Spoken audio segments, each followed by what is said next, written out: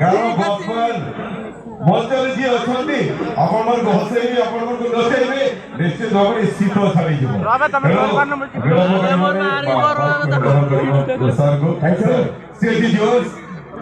ଆମେ ଅଛୁ ନିଶ୍ଚିତ ଭାବରେ ଏଣ୍ଟରଟେନ୍ କରିବା ପାଇଁ ଆପଣଙ୍କ ପଛରେ।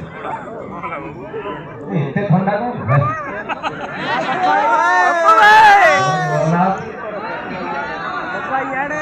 ଆପଣ ମାନଙ୍କୁ ଧନ୍ୟବାଦ ଦେବା କଥା ଯୋଉ ବସିଛନ୍ତି।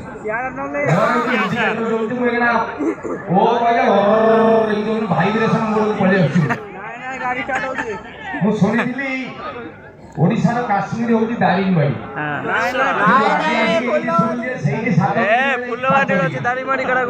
ମତେ ଲାଗୁଛି ଗୋଟେ ପାଣିରେ ବେକେ ବୁଲିକି ମୁଁ କଥାବାର୍ତ୍ତା କରୁଛି। ଏତେ ଥଣ୍ଡା ମାନେ କଣ କହିବି। ସର୍ବପ୍ରଥମେ ଯେ ପ୍ରକୃତି କୋଳରେ ଆପଣ ମାନେ ବର୍ତ୍ତମାନ ଅଛନ୍ତି। ଦିଲ୍ଲୀରେ ବର୍ତ୍ତମାନ ପଲ୍ୟୁସନ ଗୋଟେ ଲେବୁଲରେ ପହଞ୍ଚିଯାଇଛି। ସାରା ଏସିଆରେ ବର୍ତ୍ତମାନ ସବୁଠାରୁ ଅଧିକା ପଲ୍ୟୁସନ ଲାଗୁଛି ଆମ ଓଡ଼ିଶାର ତାଳଚେର। ଭୁବନେଶ୍ୱରରେ ପଲ୍ୟୁସନ, କଟକରେ ପଲ୍ୟୁସନ ମତେ ଲାଗୁଛି ଏଇ ଜାଗାଟା ଓଡ଼ିଶାର ଫୁସଫୁସ। ଏତେ ସୁନ୍ଦର ପ୍ରକୃତି। ସାର୍ ମତେ ଜଣେ କହିଲେ ଏ ଜିଲ୍ଲାର 70% ହଉଛି ଜଙ୍ଗଲ ଏବଂ ଆଜି ପର୍ଯ୍ୟନ୍ତ ନଷ୍ଟ ହେଇନଥିବା ଜଙ୍ଗଲ, ଯୋଉଥିପାଇଁ ଗଲାଥର ଏଇ ଜାଗାକୁ ଆସିଲି ମୁଁ କହିଥିଲି ଯେ ପ୍ରକୃତି ଭିତରେ ଆପଣମାନେ ବଞ୍ଚିଛନ୍ତି। ଜାଣନ୍ତୁ କୋଉ ଜନ୍ମର ପୁଣ୍ୟ ଫଳ ଆପଣ ଏଇ ଜାଗାରେ ଜନ୍ମ ହେଇଛନ୍ତି। पेटे पेटे भलरे विश्वास नउचंदी गीत गाइबो कि ना एटा बाहर जगह रे इतिका परिस्थिति हेलानी मते लागि दिया परे पिला जो स्कूल जिबे पछाडे सिलिंडर खाइले जिबे विश्वास मारि होला बुझाओ किछि कहबे नै जे जगह रे आपण माने एते सुंदर भाबे कैमरा धरछ जे कैमरा न ना कहबे महोत्सव साइड कर दो प्रशासन तरफ आयोजन करा जाईची। प्रशासनिक सब अधिकारी माने तत्परता सहित कार्यक्रम सुंदर भाबरे चेष्टा चलेइछन्ती एवं एते ठंडा रे भी आपण माने चमत्कार भाबरे बसिछन्ती। आज उद्घाटन संध्या समस्त मो तरफ कोटि कोटि प्रणाम जणाउछि।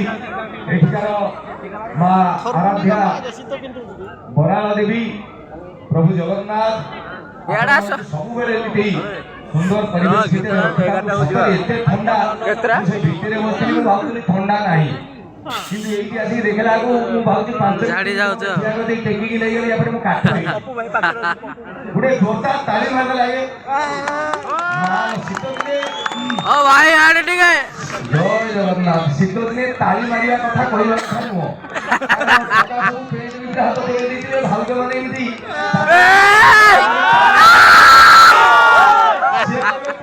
ये ठंडा हाथ खोली हम कि ताली मारी हम ना सबुठ इंटरेस्टिंग होला मु शीत दिन हसवा लगी कहे काई कहले शीत दिन ओठ फाटे हसवा लगी कहयो से भी कुकुआ खाइ जाओ जा हसु एले सुंदर जगह तो जति की गुरुजन माने अछंती समस्त प्रणाम जणेबी। भारी सौभाग्य कथा जो प्रशासनिक अधिकारी मान को आज देखली आपण मान को पई सुंदर कार्यक्रम करछथि सेही मानकर चेष्टा पाई भले जोरदार ताली ही जाऊ। कारण मु देखली कलेक्टर साहब को आरंभ करती सब कलेक्टर इंजीनियर साहब माने हो तो मैडम माने हो तो इतने सुंदर भाबरे कार्यक्रम करिसथि। बाहर मु अनेक जगह को जाईची मु बट एते शृंखलित कार्यक्रम मु कोई जगह रे देखिनी सेही पई प्रशासन रो सब अधिकारी मान को मो तरफ कोटि कोटि प्रणाम। उपस्थित गुरुजन मान को प्रणाम। जेति की भाई माने अछन सबके हाथ ले प्रणाम करे भाई मान के भौणी माने सबके हाथ ले दियो इमारे कैमरा मैन रे डॉक्टर कोई भी वर्तमान भाबुजन दोकान एते एक्साइटेड हे कि कारण एते राती रे कोन कोइले आपण मान गरम आसी बहुत जण से कथा भाबी देखिना नि बोले देखि नथिबे एक्चुअली गोटे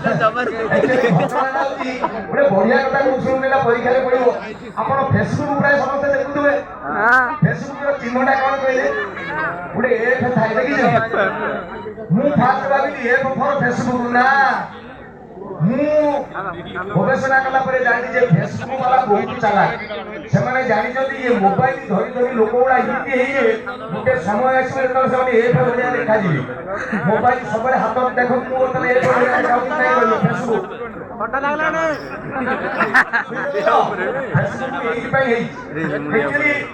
ଆପଣ ଦେଖିବେ ଆମ ସମୟରେ ବିଲରେ ବନିଶି ପକେଇଲା ବେଳେ ବିଲ ପାଣି ପିଇ ଦଉଥିଲେ, ଆମର କିଛି ହଉନଥିଲା। କିନ୍ତୁ ଏବେକାର ପିଲା ପ୍ୟାକେଜ ମିନେରାଲ ୱାଟର ପିଇଲା ପରେ ବି ଏଗୁଡାକୁ ଜଣ୍ଡିସ୍ ହେଇଯାଉଛି। ଆଜିକାଲିଆ ପିଲା ଯୋଉଗୁଡା ଏବେ ନୂଆ ନୂଆ ଜେନେରେସନ ଆସୁଛନ୍ତି, ଯୋଉ ଜେନ୍ ଆଲଫା ଯୋଉଟା ଖରାକୁ ଗଲେ ନାଲିଆ ପଡି ଯାଉଛନ୍ତି, ସାଇକେଲ ଆସିଲେ ଟିକେ ଶୀତ ଦିନେ ଆସିବ ଧଳା ପଡିଯିବେ। ପିଲାଗୁଡାଙ୍କର ଅବସ୍ଥା ମୋବାଇଲ ଦେଖି ହେଇଗଲାଣି, ସେ ସବୁ ବାଣ୍ଟି ଗଲେ। ଦେଖିବା ଆଗ କାଳରେ ପିଲାମାନେ ଆମ ବୟସର ଯୋଉମାନେ 30 ପ୍ଲସ୍ ସେମାନେ ଦେଖିବେ ଏଇମିତି ଚାଲୁଥିବେ, ଆଜିକାଲିଆ ପିଲାମାନଙ୍କୁ ଦେଖନ୍ତୁ ସମସ୍ତେ ଏଇମିତି ଚାଲୁଥିବେ। ତାମାନେ ଏଇ ଜାଗାଟା ପକ୍କା ହେଇଗଲାଣି। ଠିକ ଯଦି 3 ମାସ ଗଲା ପରେ ମସଲ୍ସ ବାହାରି ପଡୁଛି, ତାମାନେ ମୋବାଇଲ ଯେ ଦିନରେ 18 ଘଣ୍ଟା ଏମିତି ଦେଖିବ, ତା ଏଇ ହାଡ଼ଟା ବି ମକା ହେଇଯିବ। ଚିନ୍ତା କରନ୍ତୁ, ଯେତେବେଳେ ଗୋଟେ ବାପା ମାଙ୍କର ଗୋଟେ ପିଲା ହୁଏ, 46ଟା 46 କ୍ରୋମୋଜୋମକୁ ନେଇକି ଗୋଟେ ପିଲା ଜନ୍ମ ହୁଏ, 23ଟା ମା ପାଖରୁ ଆସେ, 23ଟା ବାପା ପାଖରୁ ଆସେ। ଇଏ ଯୋଉ ଜେନେରେସନ ଆସୁଛନ୍ତି, ଏମାନେ ଅଲରେଡି ବାପା ବି ମକା ହେଇଗଲାଣି, ମା ବି ମକା ହେଇଗଲାଣି। ତେଣୁ ୟା ପରେ ତାଙ୍କ ପିଲାଗୁଡା ବି ଯୋଉ ଜନ୍ମ ହେଲେ ମା ପେଟରୁ ଏମିତି ହେଇକି ଆସିବେ। ଇଏ ପରିସ୍ଥିତି ଭିତରେ ସକାଳୁ ଯୋଉ ଉଠିବା ଲାଗି ବର୍ତ୍ତମାନ କୁହାହଉଛି, ମୁଁ କଲେକ୍ଟର ସାର୍ ଅଛନ୍ତି, ବିଧାୟକ ମାନେ ଅଛନ୍ତି, ମୁଁ ଅନୁରୋଧ କରୁଛି ଆପଣ ଗୋଟେ ବିଧାନସଭାରେ ଗୋଟେ ବିଲ୍ ପ୍ରାୟୋଜିତ କରନ୍ତୁ ଯେ ଶୀତ ଦିନେ ଯିଏ ଯାହାକୁ ସକାଳୁ ଉଠେଇବ ତାକୁ ଆରେଷ୍ଟ କରନ୍ତୁ। ଏଇଟା ଫାଷ୍ଟ। 2 ନମ୍ବର, କାହାକୁ ଗାଧେଇବା ପାଇଁ ବାଧ୍ୟ କରନ୍ତୁ ନାହିଁ। ଗୋଟେ ଗାଧେଇବାର ନୂଆ ପ୍ରକାର ମୁଁ 3 ପ୍ରକାର ଆବିଷ୍କାର କରିଛି। ଗୋଟେ ହଉଛି ଦର୍ଶନ ସ୍ନାନ, ଯିଏ ଗାଧଉଥିବ ତାକୁ ଦେଖିଦେଲେ ବି ଆପଣଙ୍କର ଗାଧୁଆ ହେଇଯିବ। ଆଉ ଗୋଟେ ହଉଛି ସ୍ପର୍ଶ ସ୍ନାନ, ଯିଏ ଗାଧେଇଥିବ ତାକୁ ଯାଇକି ଛୁଇଁବେ, ତାକୁ ଛୁଇଁକି କହିବେ ତବ ସ୍ନାନ, ମମ ସ୍ନାନ, ସମ ସ୍ନାନ। ତାମାନେ ତୋ ଗାଧୁଆ ମୋ ଗାଧୁଆ ସମାନ, ମୁଁ ଗାଧୁଆ ହେଇଗଲା। ଆଉ ଗୋଟେ ହଉଛି ସ୍ୱପ୍ନ ସ୍ନାନ, କମଳ ଭିତରେ ଶୋଇକି ଭାବିବେ ମୁଁ ଗାଧଉଛି। ଗାଧୁଆକୁ ବର୍ତ୍ତମାନ ପରମିଶନ ଦିଆଯାଉ। ଯିଏ ସକାଳୁ ଉଠେଇବ, କମଳ ଟେକି ଦେଇକି ଉଠୁ ବୋଲି କହିବ, ଆଇନ ଅନୁସାରେ ତାକୁ ଦଣ୍ଡିତ କରାଯାଉ। କାରଣ ଇଏ ଥଣ୍ଡାରେ ଗାଧେଇବା ମଣିଷକୁ ମାରିଦବ। ସେଇଆ ସବୁ ଜାଗାରେ ଗରମ ପାଣିର ସୁବିଧା ନାହିଁ। କରୋନା ରୋଗ ଆସିଲା ପରେ ଆପଣ ଗୋଟେ ଇଣ୍ଟରେଷ୍ଟିଂ ଦେଖିବେ, ଆମେ ସମସ୍ତେ ଟିକେ ସ୍ୱାସ୍ଥ୍ୟ କସରତ ହେଇଯାଇଛି। ଏବେ ଗାଁ ଗହଳି କଣ ସହର କଣ ସକାଳୁ ଦେଖିବେ ସବୁ ଲୋକ ହଳ ହଳ ହେଇକି ମର୍ଣ୍ଣିଂ ୱାକ୍ ଯାଉଛନ୍ତି ନା ନାହିଁ। ତ ମୁଁ ଥରେ ଭାବିଲି ଯେ ନା, ଇଏ ଯୋଉ ମୋ ସ୍ୱାସ୍ଥ୍ୟ ଆସିକି କାରବାଇଟି ଯେ ଆମ୍ବ ଭଳିଆ ହେଲାଣି, ଆକୁ ସଜେଇବାକୁ ପଡିବ, କଣ କରିବାକୁ ପଡିବ। ମୋ ଘର ପାଖରେ ଜଣେ ବାବା ରାମଦେବଙ୍କର ଭକ୍ତ, ତାଙ୍କ ନାଁ ହଉଛି ଶ୍ୟାମଦେବ। ସେ ସକାଳୁ ସବୁ ଗୁରୁକୁ ବସେଇକି ଉଲମ ବିଲମ କପାଳ ଭାତି ଏମିତି ସବୁ ଶିଖଉଛନ୍ତି। ମୁଁ ଦିନେ ତାଙ୍କ ପାଖକୁ ଗଲି, ମୁଁ କହିଲି ଆଜ୍ଞା କଣ କରିବା କହିଲେ? ଏମିତି କହିଲେ, ପପୁ ବାବୁ ଗୋଟେ କାମ କରନ୍ତୁ, ଯିଏ ଯେତେ ସକାଳୁ ଉଠିବ ତାର ସେତେ ଲାଭ। ମୁଁ କହିଲି ଆଜ୍ଞା ପ୍ରମିଜ କହୁଛି, କାଲି ପାଖରୁ ମୁଁ ସକାଳୁ ଉଠିବି। ତା ପରଦିନ ସକାଳୁ 5ଟା ବେଳେ ଉଠିକି ମୁଁ ମର୍ଣ୍ଣିଂ ୱାକରେ ଗଲି। ଆଉ ଜଷ୍ଟ 2 କିଲୋମିଟର ଖଣ୍ଡେ ଯାଇକି ଗୋଟେ ଫାଙ୍କା ରାସ୍ତା ପଡ଼ିଗଲା, 2ଟା ଟୋକା ଗୋଟେ ଗାଡି ନେଇକି ଆସିଲେ, ମୋର ଏଇଠି ଗୋଟେ ଛୁରୀ ଲଗେଇଦେଲେ ଏଇଠି, ମୋବାଇଲଟା ଦେ। ମୁଁ କହିଲି ଆଜ୍ଞା ଦେ, ମୋବାଇଲଟା ଦେଇଦେଲି। କହିଲେ ପର୍ସ ଦେ, ପର୍ସଟା ନେଇକି ପଳେଇଲେ।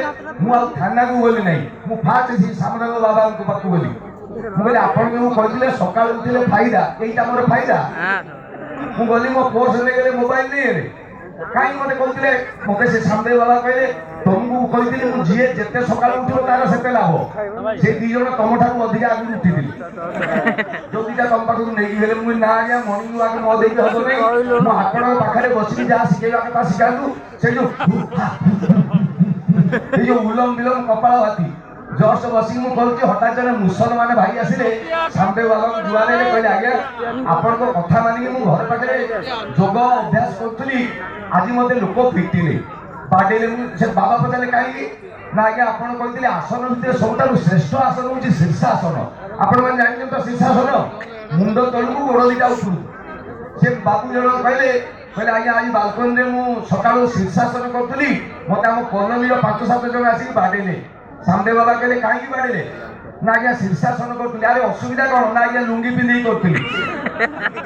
ଆଉ ଜଣେ ଲେଡିଜ ଆସିଲେ, କହିଲେ ସାମଦେବ ବାବା ଆପଣଙ୍କୁ ଧନ୍ୟବାଦ, ଆପଣଙ୍କ କଥା ମାନିକି ମୁଁ 3 ଦିନ ଏକ୍ସରସାଇଜ କରି 13 କିଲୋ କମିଗଲି।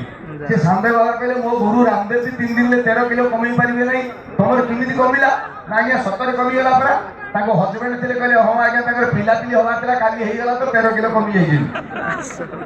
ଆଉ ମୁଁ କହିଲି ନା ଆଜ୍ଞା ଇଏ ଘଟଣା ଘଟିବ ନାହିଁ, କଣ କରାଯିବ କୁହନ୍ତୁ। ସେଇ ସମୟରେ ଆଉ ଗୋଟେ ଲୋକ ଆସିକି କହିଲା, ସାମଦେବ ବାବା ମୁଁ 100 ବର୍ଷ ବଞ୍ଚିବା ଲାଗି ଚାହୁଁଛି, କଣ କରିବି? ସାମଦେବ ବାବା କହିଲେ ଗୋଟେ କାମ କରନ୍ତୁ, ଆଜ୍ଞା ଆପଣ ଆଇଁଷ ଖାଉଛନ୍ତି? ଇଏ କହିଲା ହଁ ଆଜ୍ଞା ଖାଏ। ନା କଣ ଖାଆନ୍ତି? ନା ଆଜ୍ଞା ଚିକେନ, ମଟନ, ମାଛ, କଙ୍କଡା, ଅଣ୍ଡା ସବୁ ମୁଁ ଖାଉଛି।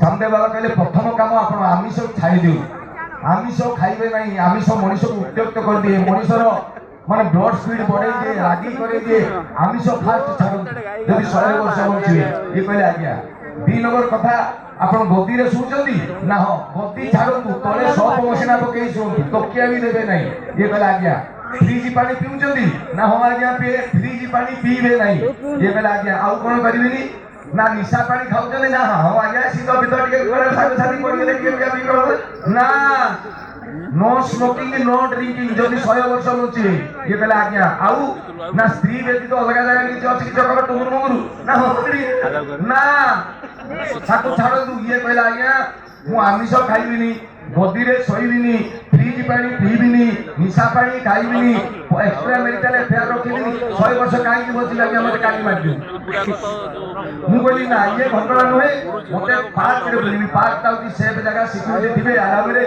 पार्क भीतर बुलुची हठात देखिनी दी जण मौसा माउसी आछुचंदी मौसाकर बयस पाखापाखि 80 खंडे हो माउसीकर बयस 76 किंतु चमत्कार देखा होचन माने मौसा लागुचन अमिताभ बच्चन बलिया माउसी देखा होचन माधुरी दीक्षित बलिया मु बोली आज्ञा नमस्कार मौसा गोटे कथा पचार था कहले हाँ पपु बाबू आम तुमको चिन्हित तुम टीवी रे बाहर मु कहली हाँ ना कौन पचार मुझे आज्ञा आपंकर बयस के ना मोर 82 मुझे बापा लो मुझे भावुली 80 माउसी ना 78 मुझे मोर प्रश्न हूँ आज्ञा 42 वर्ष मोर मुझे सुकुटा आंब भाया देखा आपण ए बयस केमी चिकचिक देखा कहले पपु आमर गोटे इंटरेस्टिंग कथा आम स्वामी स्त्री भितर जो बाहागर होता आमर गोटे कथा दिया निया जे स्वामी स्त्री भितर कजिया लगे आपड़ जी भी बाहा होती देखिए समस्त परिवार टे कजिया कली स्वामी स्त्री भितर हुए मुझे कहली हाँ ना आमर कंडीशन होता से कजिया कली जी हार सी डेली 10 किलोमीटर बाट चलो मुझे अच्छा तापर ना तुम जब बाहा हो जानी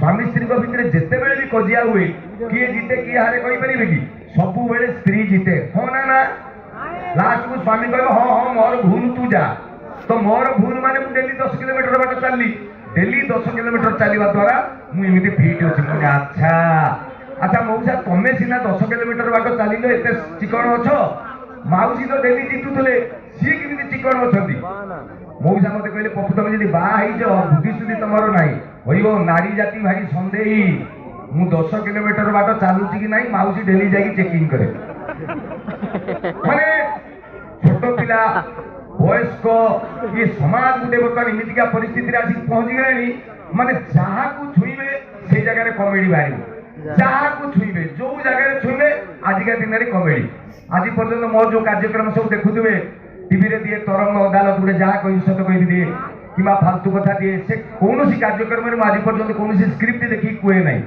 इनस्टांट एक्शन कही आरंभ हुए एक कट हुए एपिसोड सरी जाए बहुत लोग भावती पपु बोधे बहुत ज्ञानी कि सत कथा हूँ ओडिशा 1.5 लाख टाउटर जो दिन मटिए मो 21 दिन माने आज पर्यटन मु कमेडी करना आम जीवन शैली कहीं एत खराब हो गलानी आम कथा गुड़ा आमको कमेडी भाया लगुच जो जगह जी कमेडी थे गोटे इंटरेस्टिंग कथा कहूँ केमी कमेडी गोटे ट्रेन में मुझे जाऊँगी भुवनेश्वर को जावा कथा मु भद्रक से ट्रेन में बसीगला देखिए बस ट्रेन भितर बसीगला हठात यात्री मैंने चिन्हा परिचय हमें गपसप आ भाई कहे भल मुझे चिन्हा जना लोक बोल बेसी घेरी गले आ भाई भल हाँ अच्छा मो बेड़ा खराब मुझे भितर लोकाल बगिटा भितर बसी माने कौन जेनराल बगिटा भितर बसी अधिका भिड़ अच्छी से ट्रेन भितर 15टा कमेडी मुझे देखी हठात मुझे बादाम खाऊली से जो झरकाटा एमती से काचटा टेकिली बाहरला ना अरे बादाम चोपा गुड़ा कौटी पकई मो साइड जो भाई बसते मुझे कहली भाई आ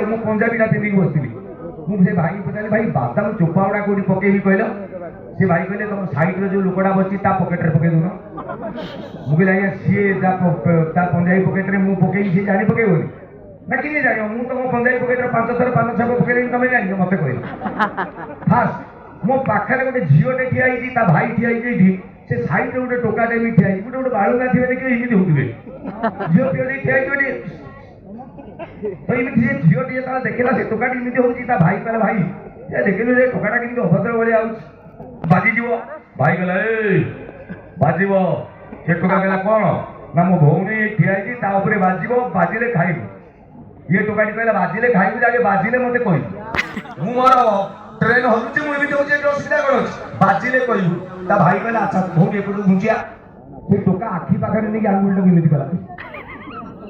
ସେ ଟୋକା କହିଲେ ବାଜିବ, ଇଏ କହିଲେ ବାଜିଲେ କହି। ହଠାତ୍ ମୁଁ ଯେତେବେଳେ କହିଲି ସେମାନେ ମତେ ଜଣେ ପଚାରିଲେ ଭାଇ ତମେ କୋଉଠି ବୁଲେଇବ? ମୁଁ କହିଲି ଭଦ୍ରକ। ନା ଭାଇ ମୂର୍ଖ, ଏଇଟା ରାଜଧାନୀ ଏକ୍ସପ୍ରେସ, ଇଏ ଏକାଥରେ ଯିବ ବାଲେଶ୍ୱରରେ ଅଳ୍ପ ସମୟ ରହିବ, ସିଧା ଦିଲ୍ଲୀ ଯିବ, ଭଦ୍ରକରେ ଅଟକିବନି। ତମେ କେମିତି ଓହ୍ଲେଇବ ଜାଣିପାରୁନ, ପଚାରି ଯାଇଛ ରାଜଧାନୀରେ। ମୁଁ କହିଲି କଣ କରିବା କହିଲ?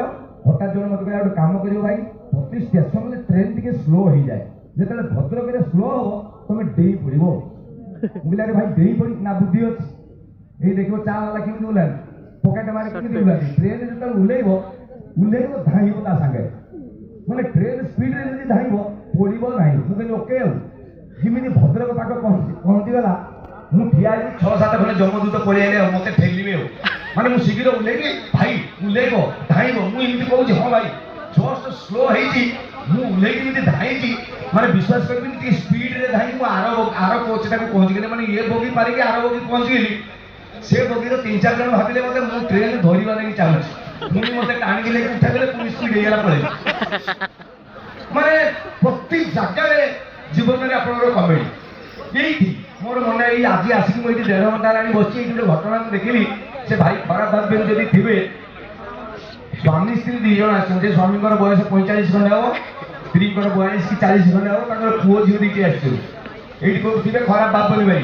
ପୁଅଟିର ବୟସ 22 ଖଣ୍ଡେ ହବ, ଝିଅଟିର ହବ 18 ଖଣ୍ଡେ। ବାପା ଆସିଛି ପ୍ରଶାସନ ତରଫରୁ, ଏତେ ବଡ ମେଳା ହଉଛି, ବାପା ଖାତିର ଦେଖେଇକି ଫ୍ୟାମିଲିକି ଆଣିଛି। ଏଇ ଦେଖ ଏଇଟା ଦେଖିଲୁ, ଏଇଠି ଖାଇବୁ ଏଇଟା ମିଳୁଛି, ଚାଲ ସେଠି ବେଲୁନ ଫୁଟେଇବୁ, ଏଠି ଚାଲ ଅମୁକେ ଲାଗିଛି, ଭାରି ଖାତିର। ବାପା ଦେଖୁଛୁ, ସ୍ତ୍ରୀ କହୁଛି ନ ମୁଁ ସେ ମଥୁରା କେକ୍ ଖାଇବିନି, ସେଠି ଚାଟ ଖାଇବି। ନା ବାପା ମୁଁ ଚାଟ ଖାଇବିନି, ମୁଁ ଡାଇଟିଂରେ ଅଛି। ଆଉ ସେ ଟୋକାକୁ ବୋଧେ ସେ ଜିମ୍ ଫିମ୍ ଯାଉଛି। ଆଜିକାଲି ଜିମ୍ ପିଲାଙ୍କୁ ଦେଖିବେ ଏମିତି ବୋଲୁଥିବେ, 3 ଦିନ ଖଣ୍ଡେ ଜିମ୍ ଯିବେ।